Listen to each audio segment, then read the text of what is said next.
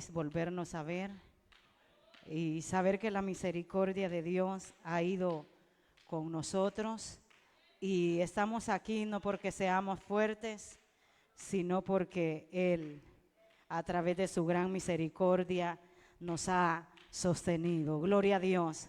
Bienvenidos todos a la casa del Señor. Aquellos que han estado estorbados de salud, pero que ahora se sintieron con fuercecita y dijeron, vamos a ir a la casa del Señor. Amén. Todos son bienvenidos. Vamos a ir a la palabra en esta tarde, vamos a meditar en el texto sagrado, en el Evangelio de Mateo, en el capítulo 26. Gloria a Dios. Todos creo que sabemos el momento que tenemos este día.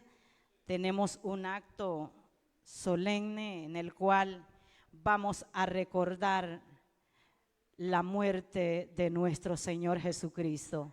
Gloria a Dios.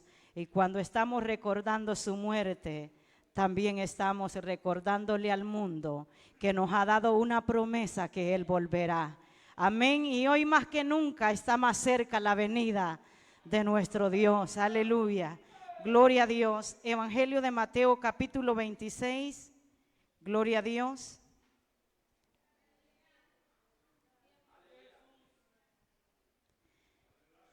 Gloria a Jesús.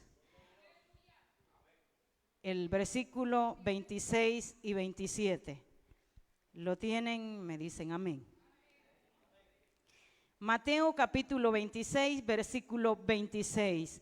Lo leemos en el nombre del Padre, del Hijo y del Espíritu Santo. Y mientras comían, tomó Jesús el pan y bendijo, y lo partió y dio a sus discípulos, y dijo, tomad, comed, esto es mi cuerpo. Y tomando la copa y habiendo dado gracias, les dio, diciendo, bebed de ella todos, porque esto es mi sangre del nuevo pacto, que por muchos es derramada para remisión de los pecados. Y os digo que desde ahora no beberé más de este fruto de la vid hasta aquel día en que lo beba de nuevo con vosotros en el reino de mi Padre. Amén. Vamos a meditar un poco en estos pasajes que hemos leído. Esto se refiere al acto que tenemos en este día. Se dice que el primer día de la fiesta de los panes, los discípulos estaban preocupados a dónde iban a realizar la cena del Señor. Y se le acercaron a Jesús y le preguntaron, ¿cómo vamos a hacer los arreglos de la cena? Estaban ellos en el primer día, dice, de la fiesta de los panes. Ellos sabían de que tenía que realizarse la cena y empezaron a preguntarse a lo mejor unos con otros, ¿a dónde va a ser la cena? ¿En qué casa el maestro va a elegir para hacer esta cena? Y dice que se le acercaron y le preguntaron y luego recibieron las instrucciones de su maestro y les dijo que fueran y le dijeran al hombre de la casa que su tiempo había llegado, el tiempo para él ser crucificado estaba cercano. Y dice que ellos se fueron e hicieron conforme Jesús les dijo. Y cuando llegó la noche, terminando el día, ellos se prepararon y Jesús se sentó a la mesa con ellos. Y era allí donde se iba a celebrar la cena de la Pascua, la última cena que el maestro iba a estar con sus 12 discípulos. Y dice las Sagradas Escrituras que cuando prepararon todo, Jesús se sentó a la mesa con ellos. Y cuando Jesús se sentó a la mesa, lo primero que Jesús les dijo fue, uno de ustedes me va a entregar. 12 que habían compartido momentos bonitos con él, 12 hombres comunes y corrientes que habían visto milagros, venían de ver la gloria de Dios porque habían andado con Él, habían experimentado aquellos momentos bellos, como también aquellos momentos donde habían visto a su maestro sufrir. Dice la palabra del Señor que empezaron ellos a preguntarse: ¿quién será? ¿Seré yo? ¿Seré yo? Y entre los 12 se preguntaban: pero ¿quién será que va a entregar al maestro? Qué interesante. Y continuó Jesús, continuó con su conversación y les fue dando más pistas, como decimos nosotros. Y le dijo, para que los demás entendieran, que era el que comía de su mismo plato, el que metía el pan ahí donde él comía. Entonces Judas entendió que se refería a él, porque para ese entonces Judas ya había ido a reunirse con los fariseos, con los que querían darle muerte a Jesús, con los que estaban tramando todo cómo lo iban a realizar. En ese momento Judas ya había ido a reunirse, ya había ido a recibir las monedas.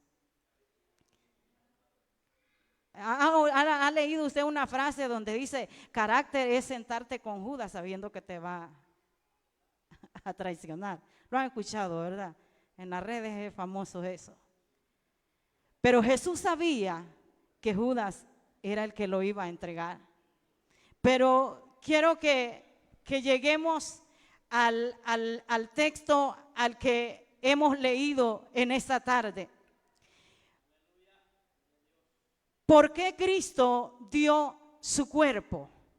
¿Por qué Cristo dio su cuerpo? Porque nos estaba representando ante Dios, porque era necesario que el cuerpo de Cristo sufriera todo esto. Porque Él era que nos iba a representar delante de Dios. Porque era necesario su cuerpo para la salvación del ser humano. Era necesario el cuerpo de Cristo para que nosotros, la humanidad, la raza humana, hubiésemos tenido la vida eterna. Porque sin el cuerpo de Cristo no hubiera funcionado nada de esto. Esa esperanza viva que nosotros tenemos, que tenemos la seguridad de que tenemos vida eterna en Cristo Jesús. Por eso fue necesario que Cristo entregara su cuerpo. Y cuando nosotros pasamos el acto de Santa Cena y comemos del pan, nosotros los cristianos estamos simbolizando el cuerpo de Cristo. No es que nosotros vamos a ir y, en la parte física vamos a estarle, ¿verdad?, dándole mordidas. No, el pan significa el cuerpo, pero simboliza, es símbolo del cuerpo de Cristo. Mire, qué importante es en esta tarde analizar que era necesario el cuerpo de Cristo para que nosotros tuviésemos salvación, para que nosotros ahora gocemos de ese gozo de la salvación. Era necesario el cuerpo de Cristo. Muy importante. ¿Por qué fue derramada la sangre de Jesús? ¿Por qué fue derramada la sangre de Jesús? Cuando Dios hizo pacto con Noé y con Abraham, los pactos siempre fueron confirmados con sangre. Cuando fue confirmado el pacto en el Sinaí, la palabra del Señor dice que Moisés tomó la sangre y la roció sobre el pueblo y dijo estas palabras: he aquí la sangre del pacto que Jehová ha hecho con vosotros. Desde la antigüedad nosotros podemos ver que para hacer un pacto siempre había sangre. Todos conocemos que los antiguos tenían que presentar un animal y ser derramada su sangre.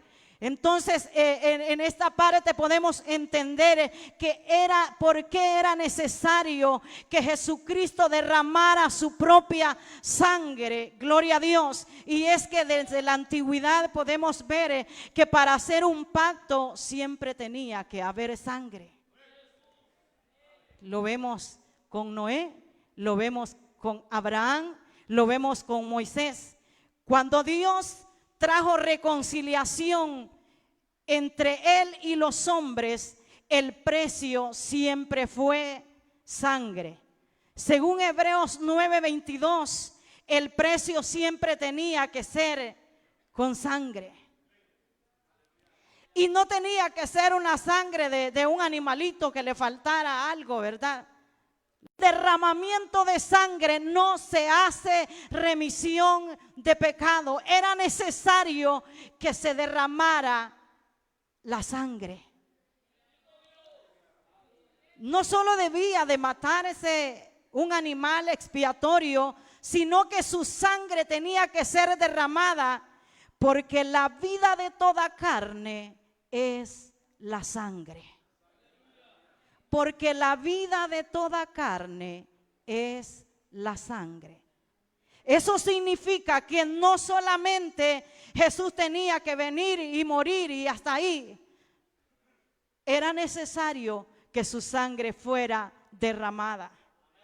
Era necesario que su sangre fuera derramada.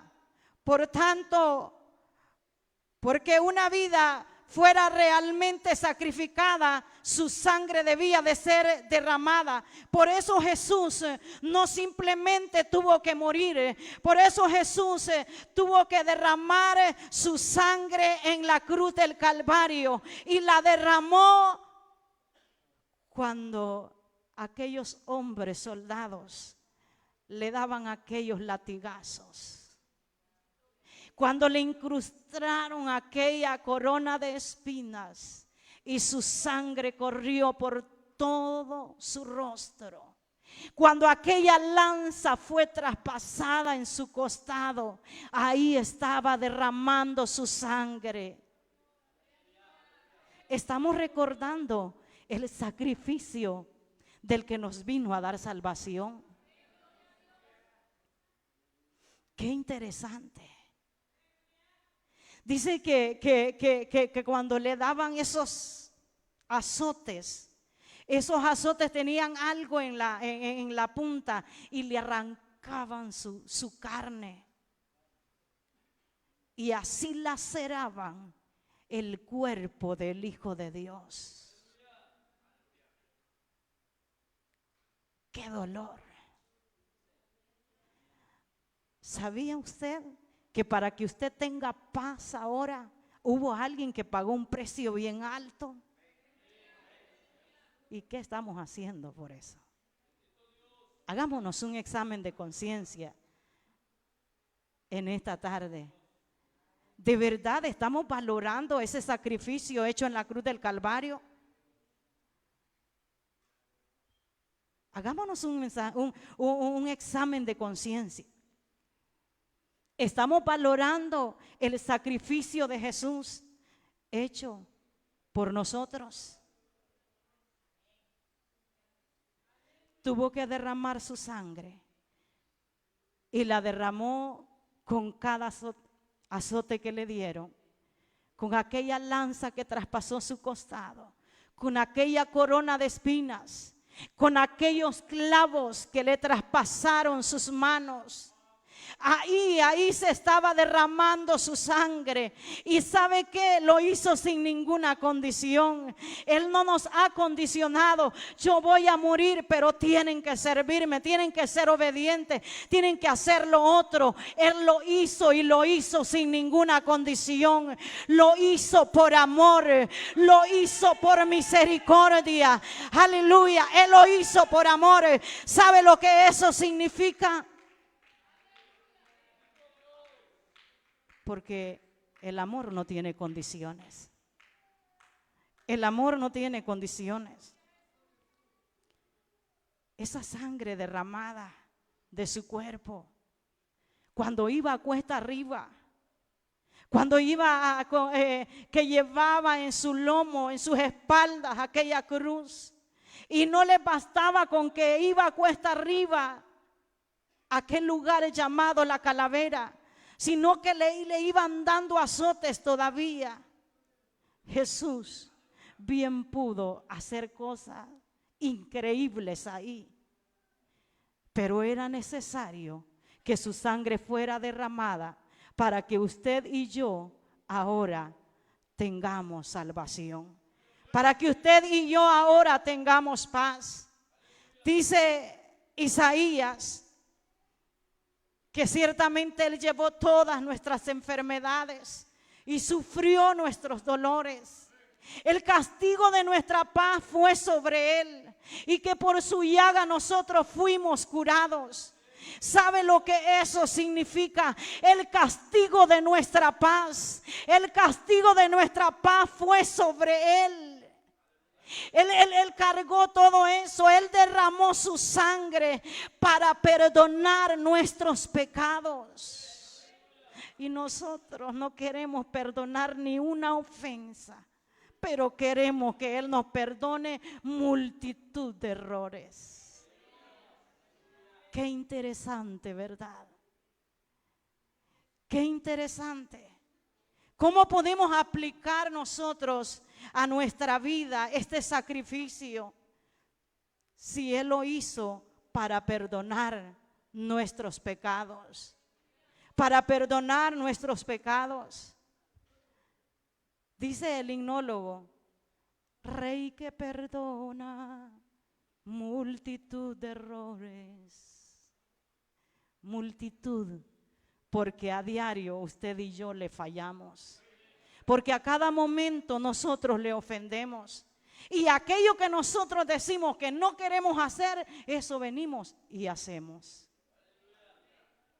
Es por eso que tenemos que luchar con nosotros mismos, de cada día ser mejores, de cada día valorar ese sacrificio hecho en la cruz del Calvario.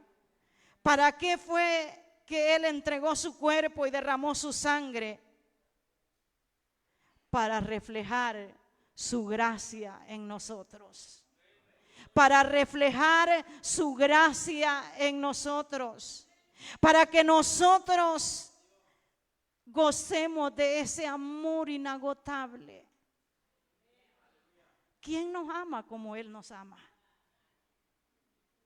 Si hay veces que ni nosotros mismos nos soportamos.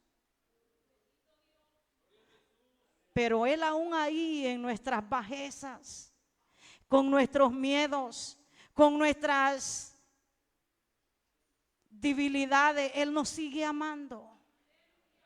Él nos sigue amando con nuestras virtudes y con nuestros fracasos, con nuestros errores. Es que su amor es inagotable.